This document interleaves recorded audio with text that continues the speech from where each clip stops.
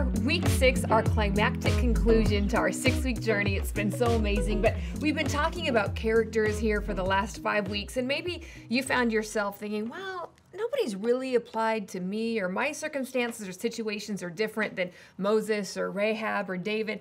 I feel like the author of Hebrews felt like maybe his audience was going to be in a similar place. And so he ends the chapter with this very kind of depressing but extraordinary verse. Yeah, and it literally says in verse 32 of Hebrews 11, it says, "And what more shall I say? For time fails." In other words, there's not enough room in this book to list everyone, right? He says Gideon and Barak and Samson and Jephthah, David, Samuel, who through faith, listen to this list, it's extraordinary, they conquered kingdoms, they enforced justice, they obtained promises, stopped the mouths of lions, shout out to Daniel, quenched the power of fire, escaped the edge of the sword, were made strong out of weakness, became mighty in war, put foreign armies to flight. Women received back their dead by resurrection. Some were tortured, refusing to accept release. It's amazing, refusing to accept release so that they might rise again to a better life. Others suffered mocking, floggings, even chains and imprisonment. They were stoned, they were sawn in two, they were killed with the sword. They went about in skins of sheep and goats, destitute, afflicted, mistreated, of whom the world was not worthy, wandering about in deserts and mountains and in dens and caves of the earth.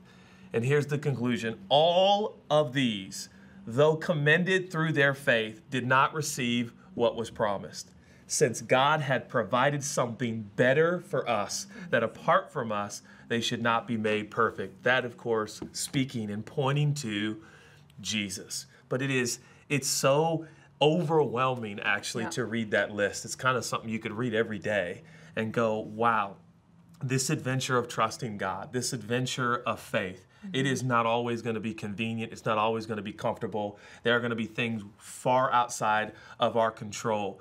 But boy, it puts life in perspective. And maybe that's kind of where you've been in the 6-week journey. It's like, all right, this has been great, but nothing really relates to me. Well, when you look at that extraordinary, extensive, excruciating list of what these our forefathers and great men and women of faith endured and went through, well, boy, it could put in perspective maybe what you're facing and going through right now. Yeah, I think it puts it in perspective. It also normalizes it. Yeah. I know for us, we've been to marriage counseling coaches. You know, if you haven't been able to tell, it's gone really great.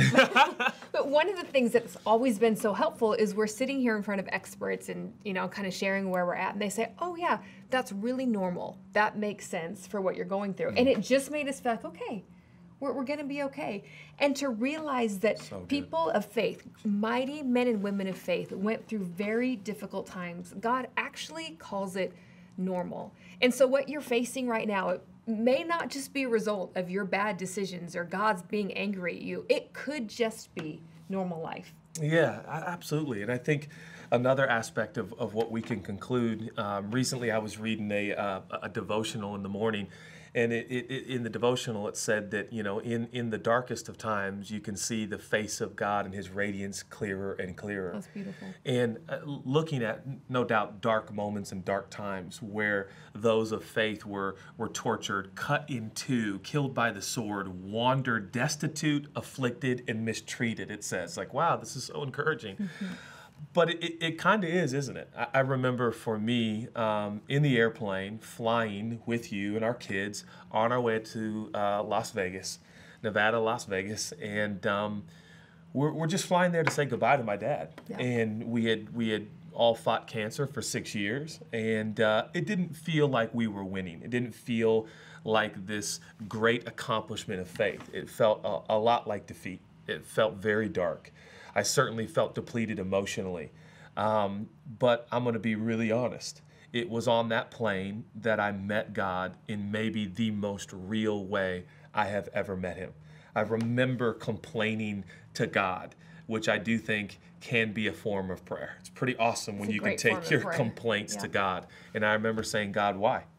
He's one of the good guys. Why my dad? There are so many people alive, you know, you're playing that whole game, which isn't healthy, that I just don't think are even close to as kind and encouraging. And Dad gave back so much to his city and to his neighborhood and friends and loved ones. Why?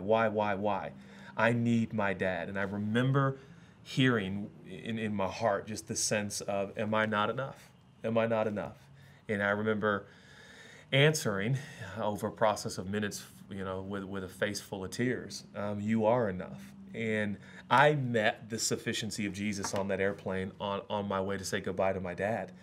And I think that one of the reasons the author of Hebrews gives us this excruciating list is we do have to kind of own the fact that in our most depleted, dark, excruciating moments, we see God unlike we would ever see him otherwise.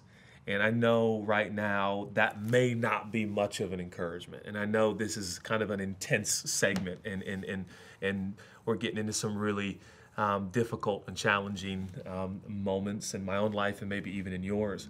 But can I be that guy? Can Chelsea be that gal in your life telling you that you're going to experience Jesus like you've never experienced him before? Yeah. I have to believe that. I have to believe that God works all things together for good. It's what he does. It is his track record. And let us remind ourselves the climactic conclusion of Hebrews 11 is God has provided something better for us. Who is that? What is that? That's Jesus. Yeah. Jesus will never leave you nor forsake you. All of these patriarchs desired to live in the day and age in which we live, the age of the gospel, the good news, forgiveness, and redemption. No matter what, let us remind ourselves that we have Jesus.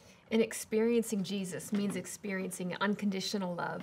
It means experiencing forgiveness that is so real. Yeah. It means experiencing life and life more abundantly. And so if you feel like, am I experiencing Jesus? Experiencing Jesus does result in peace, in joy, in love, and forgiveness. And maybe that's not the God you've experienced. Maybe it's been more shame and guilt and condemnation. Can we encourage you, in these pages of this book, you will find a God who loves you for exactly who you are, exactly the way he made you to be. And you can rest in that and know that when you experience Jesus, you're going to feel love unlike you've ever felt love before. I believe that.